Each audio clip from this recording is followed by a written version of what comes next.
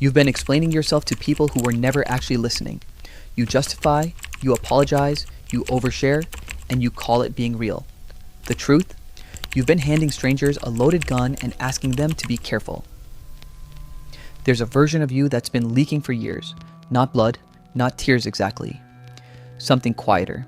A slow, steady drain of the parts of yourself you handed out freely to people who collected them the way a child collects things they don't understand and eventually break. You gave them your reactions, your explanations, your midnight anxieties dressed up as honesty. You gave them the architecture of your interior life, and they used it as scaffolding to climb all over you. And the cruelest part? You were told this was the right way to be, that people who guard themselves are cold, damaged, afraid, that the walls are the problem.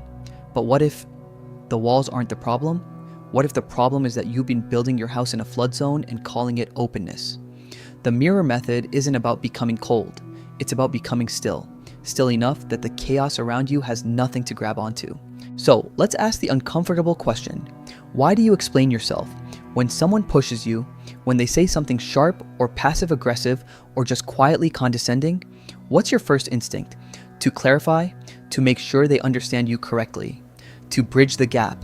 And I want you to sit with this for a second, because that instinct, that reflex toward transparency, it's been framed as emotional maturity, as high EQ, as a sign of a self-aware person.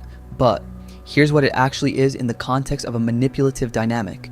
It's a full diagnostic report handed directly to your attacker. Every time you explain your feelings to someone who's using your feelings as leverage, you're not resolving the conflict, you're giving them a manual.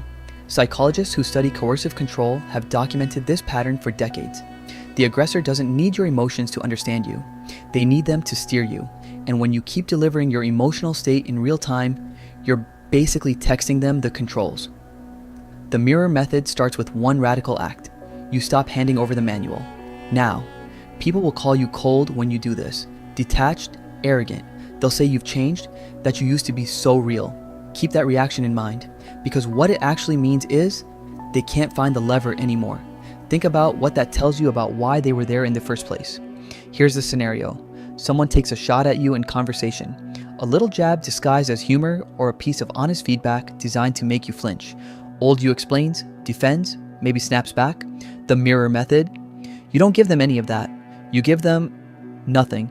Not cold silence that signals you're wounded. Not a fake smile that signals you're suppressing. Just a calm, analytical look. Like you're watching a documentary on mildly interesting animal behavior, and the shot lands flat. No echo, no reverberation, just dead air where your reaction was supposed to be. That dead air is devastating to a person who runs on your reactions as fuel. And this is where the method builds something most people spend their whole lives chasing. Actual immunity. Not the fake immunity of pretending things don't hurt. Not the brittle stoicism of white-knuckling your emotions. Real immunity. The kind that comes from strategically choosing what gets reflected back and what gets absorbed. The mirror method teaches you that your emotional energy is not unlimited. It's a resource. And every reaction you give to someone who's actively trying to destabilize you is a withdrawal from an account they didn't earn access to. When you stop making that withdrawal, something shifts.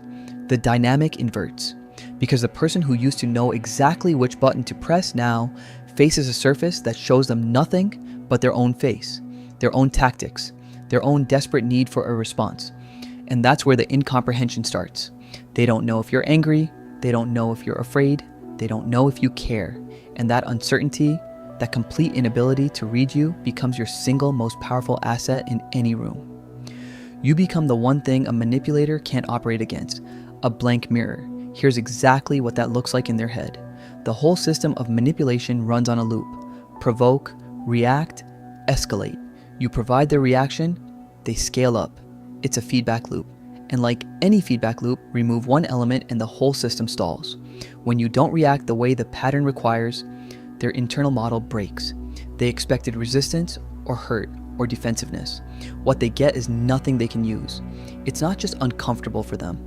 It's disorienting, like swinging a punch that hits no surface. The momentum carries them forward and they stumble. Robert Greene documented this dynamic across centuries of strategic conflict.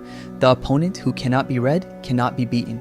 The general who reveals no formation cannot be flanked. And that's not an accident of history. It's psychology. People cannot control what they cannot predict. Now, here's where I need to be precise because this gets misapplied. The mirror method is not emotional shutdown. It's not going numb, dissociating, or building the kind of walls that keep everyone out permanently. That's the crude version, the self-destructive version. And it fails because it's detectable. People can feel a person who's frozen. The difference is temperature versus temperature control. A frozen pipe and a thermostat are both cold, but one is stuck. The other is calibrated. What you're building is calibration. You feel everything. You register the hit, you note the intent, and then you choose, deliberately and precisely, what you send back. Here's the play. Someone comes at you with a loaded comment designed to make you justify yourself. You don't justify. You don't deflect. You ask them one calm, curious question that forces them to clarify their meaning. Now they're explaining themselves to you. Now the lens has rotated, and you haven't raised your voice, changed your posture, or given them a single data point about your emotional state. That's the mirror method in motion. Not cold, precise. There's a character type that appears in every culture's mythology. The strategist, the one who never shows their hand, never fights the battle on someone else's terms, and never makes their need for victory visible. Sun Tzu called it formlessness. Water takes the shape of whatever container it enters, but the water doesn't become the container. It just passes through, and nothing about the water has changed. That's the mental state you are after, not stone. Water, because stone breaks under enough pressure. Water routes around pressure without effort, without announcement, without the drama of a fight. So when you walk into that room, the room with the person who drains you, who picks at you, who's been treating your emotional responses like a hobby, you don't go in ready to defend. You go in ready to reflect, because you're not there to win. You're there to show them nothing useful. And that is winning. Think about the last time someone got under your skin. The loop that ran afterward, the replay in the shower, the things you wish you'd said, the energy spent processing it at 2 a.m. when the other person was probably already asleep. That's the cost of being an open target. Now imagine the same interaction, but you went in as a mirror. Their provocation hit a flat surface, bounced back. You gave nothing, took nothing, and walked out carrying exactly as much energy as you walked in with. No replay, no residue, no 2 a.m. debrief with yourself. The equation is simple, and it's brutal in how simple it is. Stop providing the reaction, and the attack loses its entire reason to exist.